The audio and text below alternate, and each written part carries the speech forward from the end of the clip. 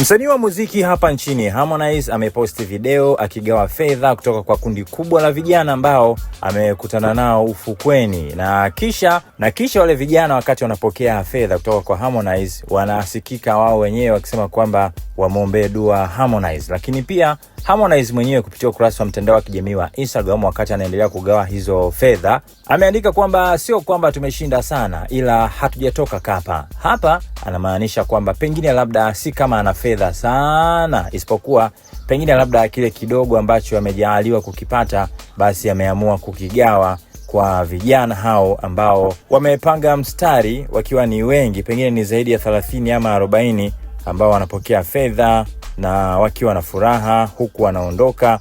10,000 zimetoka hapo. Kwa kukadiria unaweza kadhani ni shilingi ngapi ambazo Harmonize amezitoa, ikiwa ni muda mchache kuelekea sikukuu ya Eid ambayo kwa hakika sasa itakuwa ni Jumamosi kwa Tanzania, ambayo itakuwa ni tarehe 21 ya mwezi wa 3 mwaka 2026.